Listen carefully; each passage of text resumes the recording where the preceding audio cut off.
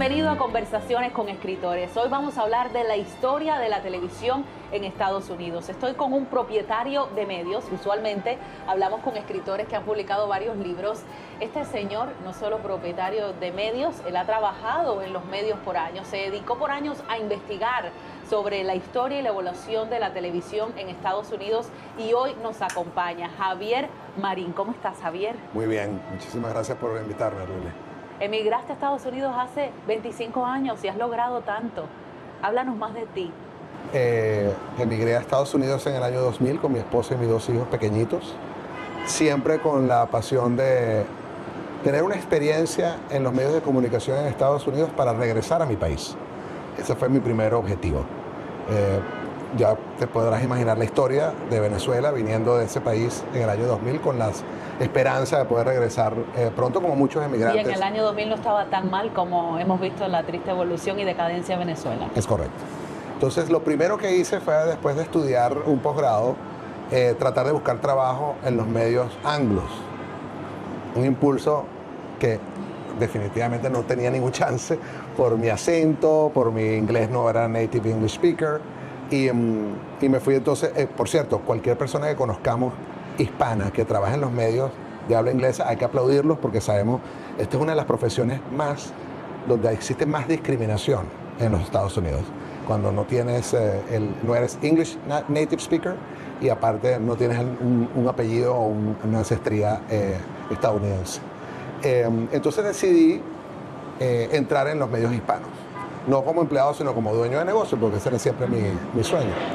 Y para lograr comenzar, quise, durante mis estudios, especializarme en los negocios de medios hispanos en Estados Unidos. Entonces, este libro comenzó siendo un proyecto personal. Los mejores negocios era la historia de cómo nació Telemundo y Univisión. Y así comenzó todo.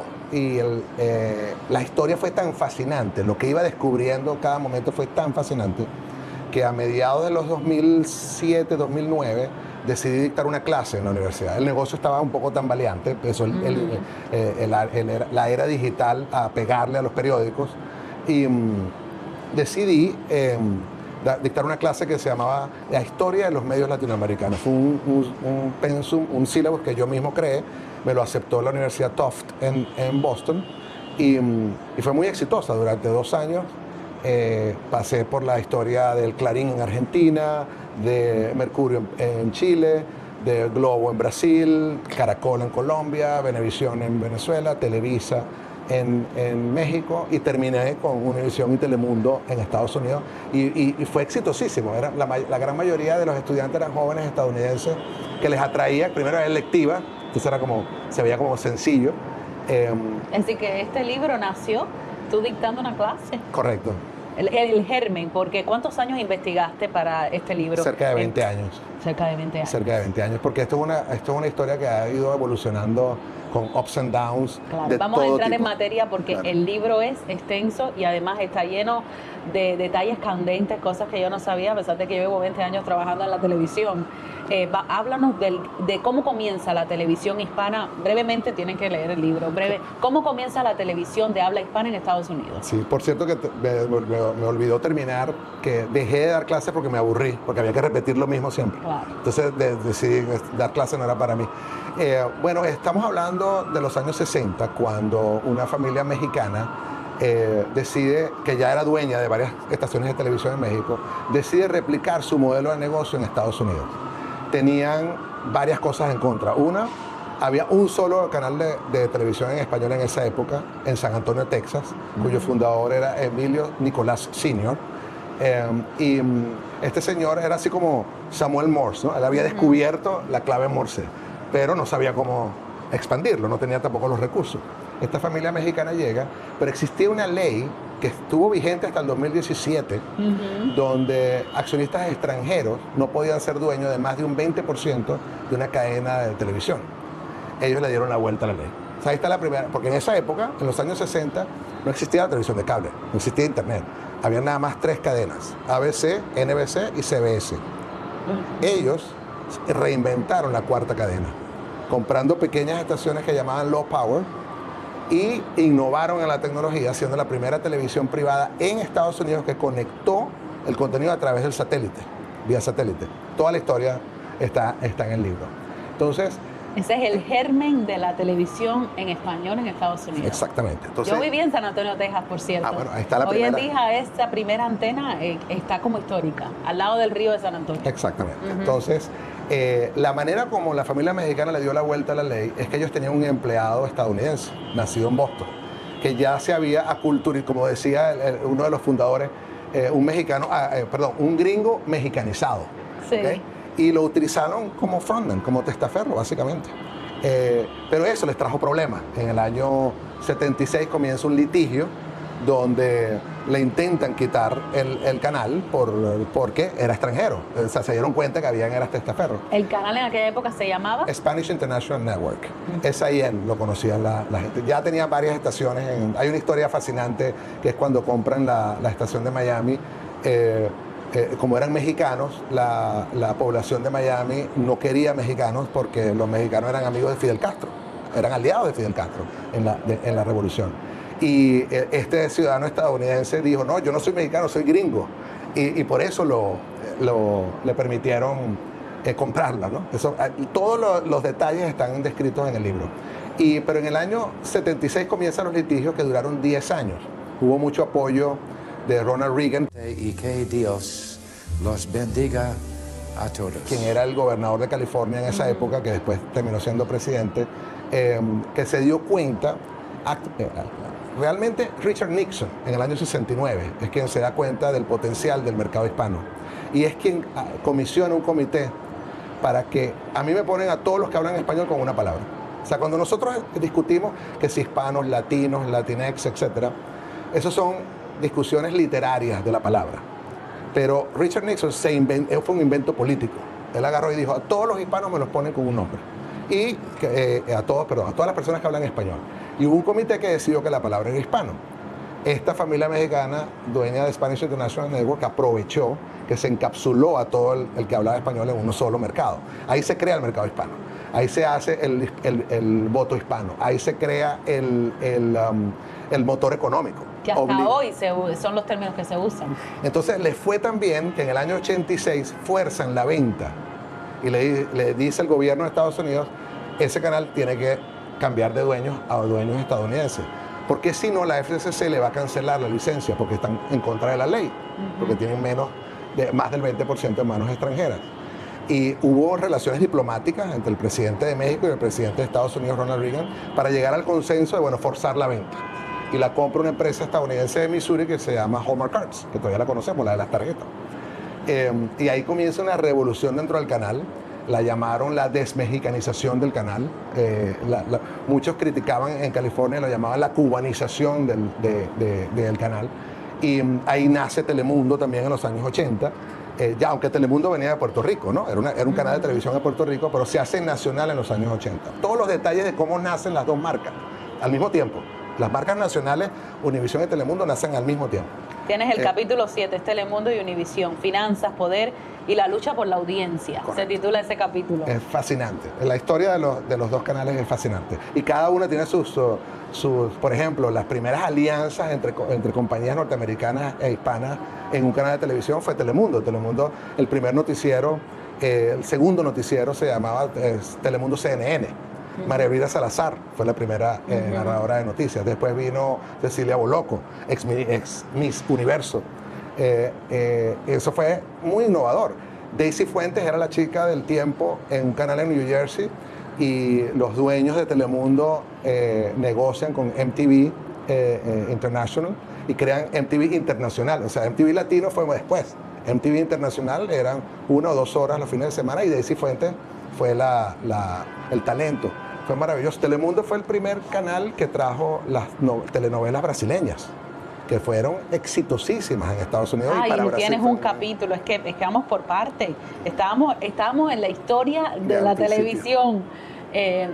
¿Cómo te quedaste como por la década de los 70? Sí, vamos a los 70 a un evento muy importante que marcó el poder de la comunidad hispana en Estados Unidos.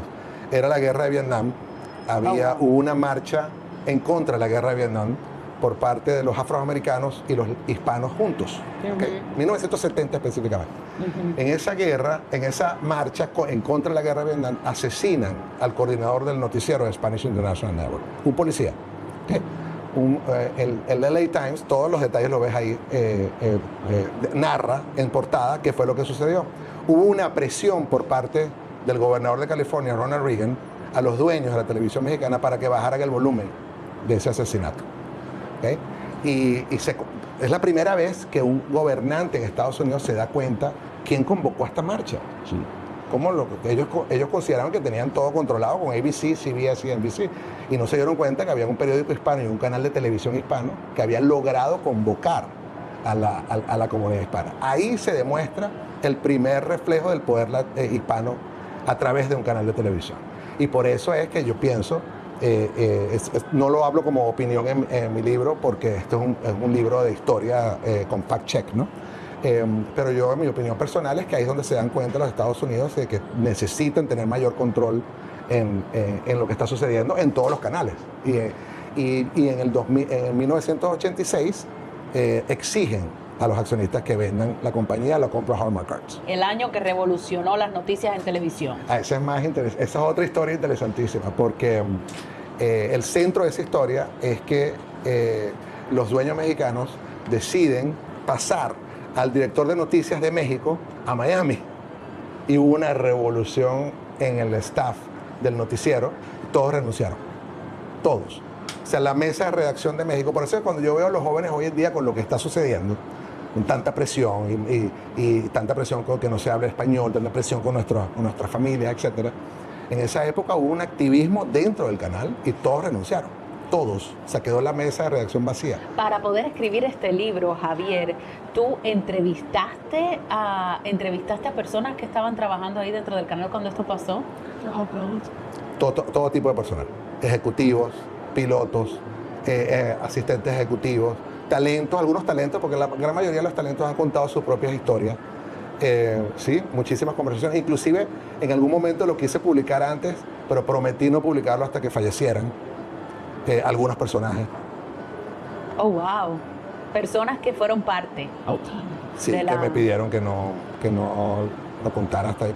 Pero realmente mi motor de publicarlo ahora es que este es un momento crucial.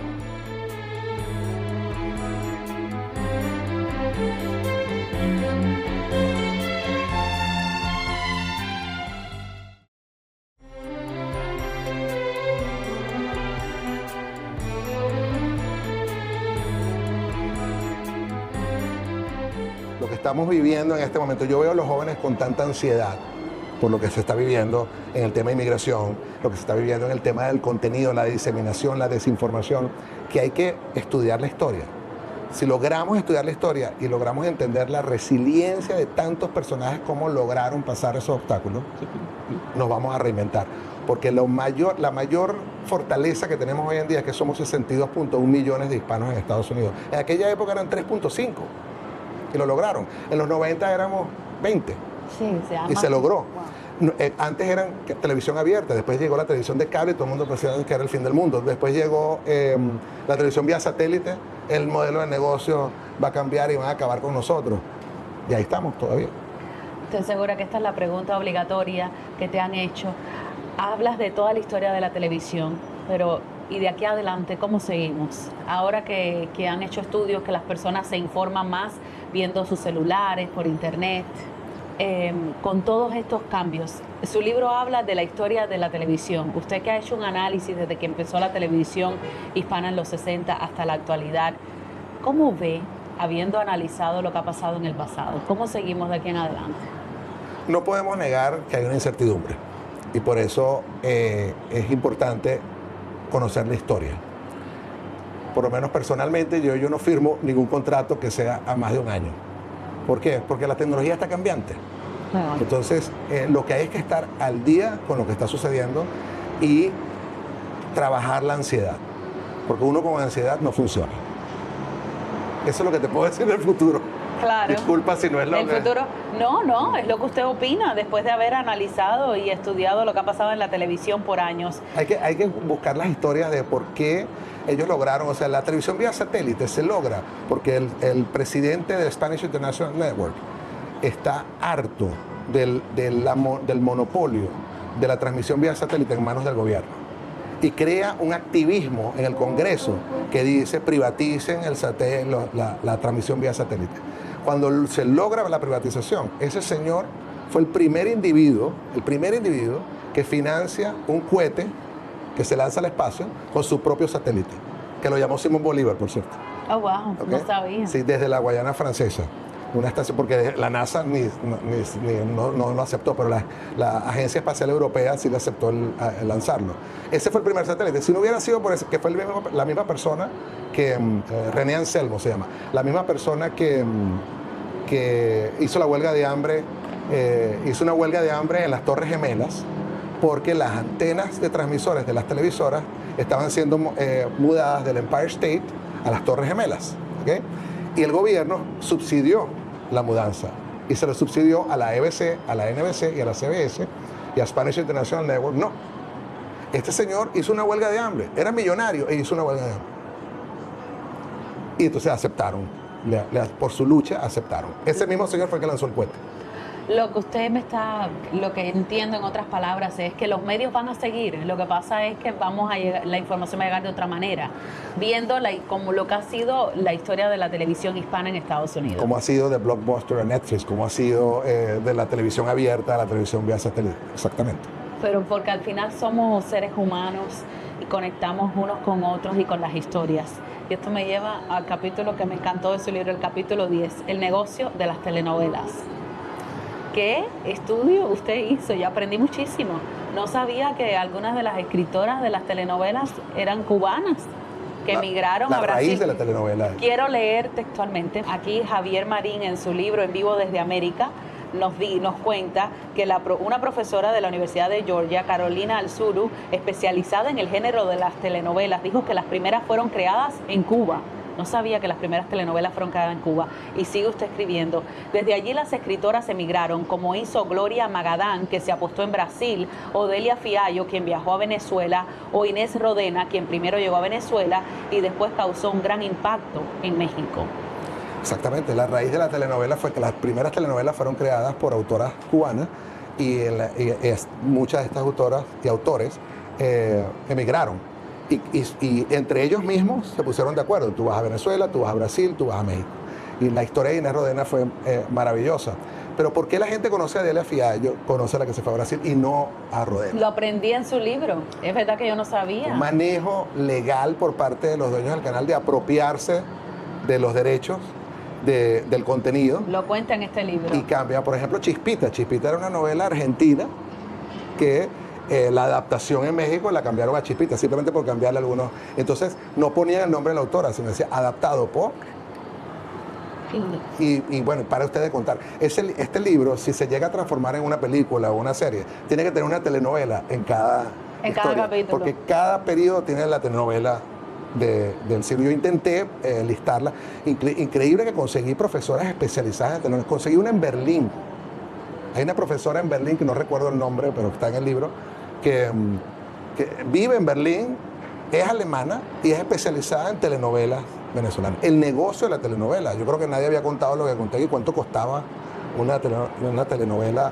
Por eso es que tratan todavía a las actrices como reinas y a los actores como reyes.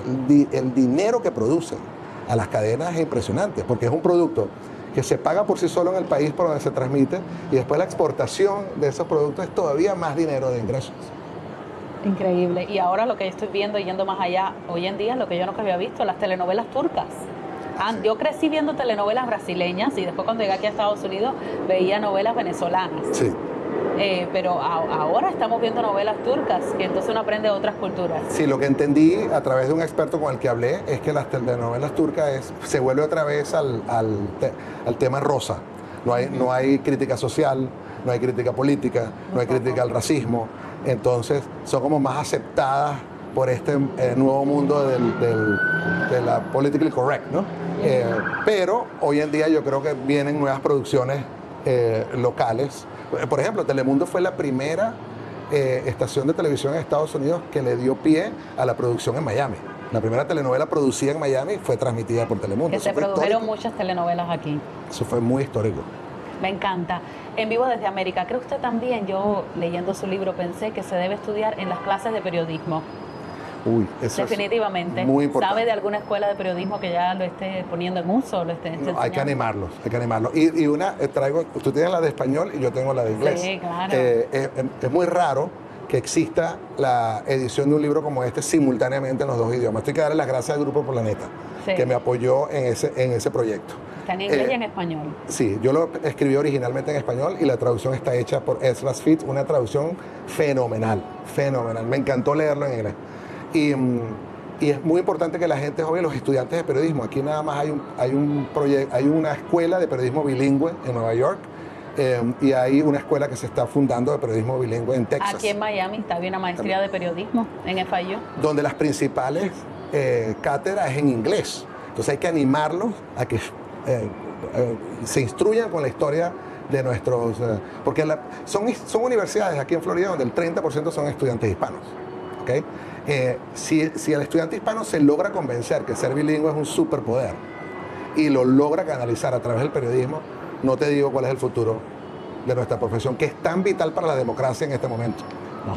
Si no apoyamos a los periodistas y no apoyamos a los medios de comunicación que apoyan al periodismo, perdemos la democracia. Y usted viniendo de Venezuela lo ha visto cómo los periodistas venezolanos han sido de los más perseguidos. En 10 años, en solo 10 años. Cuéntenos un poco, Javier, también lo que usted hace a través, fundador de Tiempo Company. ¿Qué es lo que hace Tiempo Company en Washington? ¿Qué sucede en Washington? Comenzó como dos periódicos, un periódico en Washington y un periódico en Boston. Y Tiempo Latino, que es bastante conocido, era propiedad del Washington Post. Okay. Y yo lo adquirí. Y son dos periódicos locales, dos medios locales. Y Tiempo Company creció también con Tiempo News, que es una organización de edad promedio, 27, 29 años, periodistas, donde apoyamos el periodismo bilingüe. Tenemos reporteros que nos los trae Report for America.